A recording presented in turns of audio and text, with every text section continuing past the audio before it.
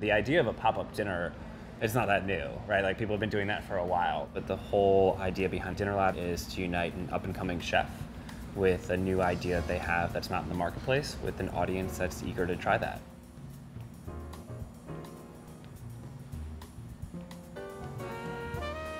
People can go onto the website, sign up. Once they basically become a member, they have access to our calendar of events.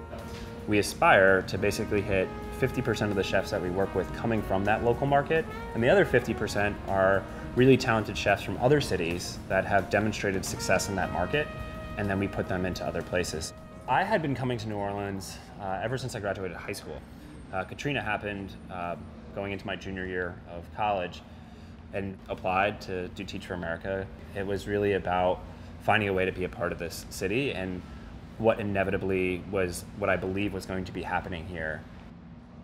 I think this is one of the ways in which a city that's almost 300 years old is being transformed. Initially, a large number of young people came to New Orleans with the goal of helping to rebuild the city. But interestingly enough, when these young people came here, they changed the place.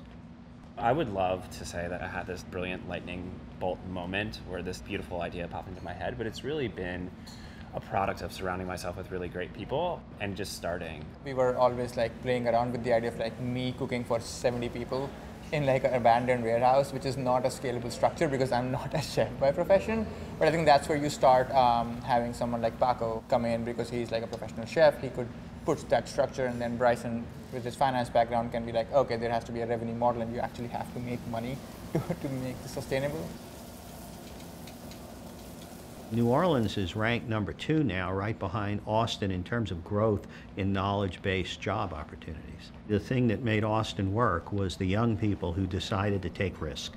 They recognized that they were going to have to use their creativity, their energy to create their own organizations. Now, I was there during part of that time, and I can tell you there was a palpable energy in Austin as that was happening.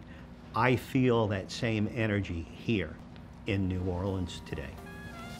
We haven't had our major victory as a city yet. A lot of the things that are going to have true growth are going to be things that require a little bit of cash.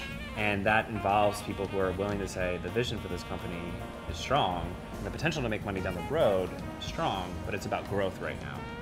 What excites me about building a company in New Orleans is the thought of our employees who are in their late 20s and early 30s having $1 million or $2 million in their pocket.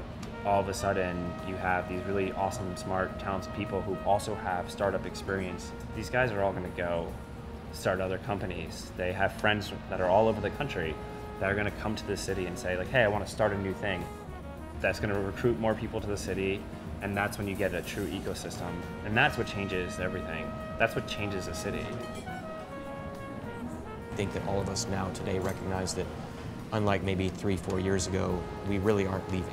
None of us were born here, but this feels like home. Yeah, I lived in Puerto Rico for 10 years, lived in Alabama for about 10 years. I kind of jumped around different places, and when I came to New Orleans, I bought a house and had 2 kids and, you know, really called New Orleans home.